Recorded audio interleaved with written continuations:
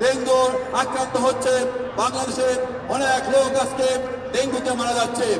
তারেক রহমানের নির্দেশে বাংলাদেশের প্রতিটি মানুষ আজকে ডেঙ্গুতে আক্রান্ত হচ্ছে, তাদের পাশে দাঁড়ানোর চেষ্টা করেছেন। আমরাও এই বৃহত্তর দেশঘাট ঘুরে ঘুরে ডেঙ্গু আক্রান্তদের পাশে দাঁড়ানোর জন্য এবং ডেঙ্গুর সচেতনার জন্য আমরা কাজ করেছি। প্রিয় সাথী বন্ধুরা, এই কারণে বললাম বিএনপি জনগণের দল। বিএনপি সবসময় জনগণের পক্ষে থাকে, বিএনপি সবসময় জনগণের পাশে গিয়ে দাঁড়ায়। আর একটি দল ছিল, সেটি হলো আওয়ামী লীগ।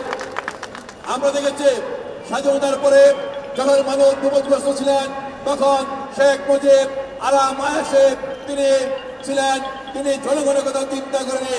মানুষ যখন ক্ষুধার জ্বালায় ৭৪ সালে মারা গিয়েছিল, শেখ মুজিব তখন সোনার মুকুট দিয়ে তার ছেলের বিবাহ দিয়েছিল।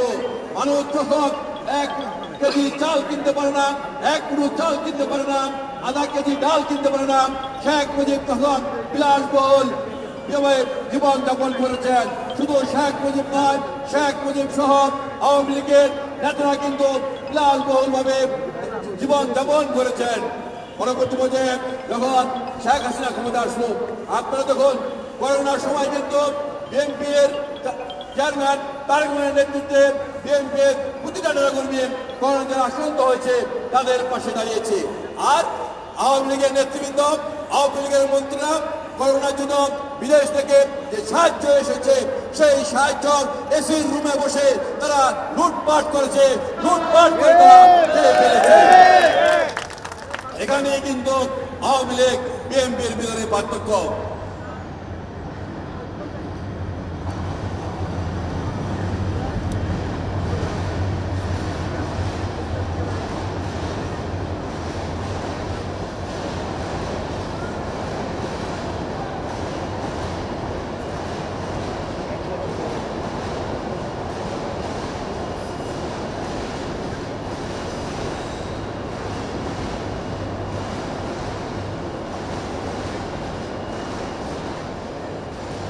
সাথী বন্ধুরা, এখানে কিন্তু আওয়ামী লীগ বিএনপির ভিতরে পার্থক্য। আজকে শেখ হাসিনা দেশের যে অবস্থা আজকে করে রেখে দিয়েছিল, আজকে মানুষ 1 কেজি চাল কিনতে পারে না, 1 কেজি ডাল কিনতে পারে না, 1 বেলা খেলে 2 বেলা খেতে পারে না। আজকে মানুষ স্বাস্থ্য সেবার জন্য আজকে সেই অধিকার তাদের, সেই ক্ষমতা বন্ধ নাই। তাই আজকে তারেক রহমানের নির্দেশে আমরা এই যারা আজকে স্বাস্থ্য সেবা পাচ্ছেন না, স্বাস্থ্য সেবা নেওয়ার তাদের ক্ষমতা নেই, তাদেরকে স্বাস্থ্য সেবা দেওয়ার জন্য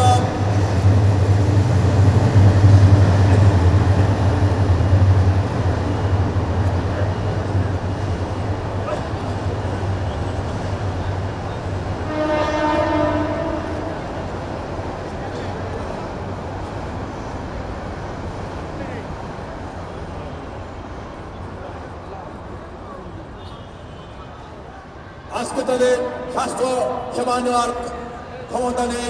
যারা স্বাস্থ্য সেবা নেওয়ার জন্য আজকে ডাক্তারের কাছে যেতে পারছেন না, যাদের অবস্থা যারা অক্ষম, তাদের কাছে সেবা দেওয়ার জন্য তারেক রহমানের নির্দেশে আমরা এই জাতীয় পরিবারের পক্ষ থেকে আমরা এই ফ্রি মেডিকেল ক্যাম্প আজকে আয়োজন করা হয়েছে।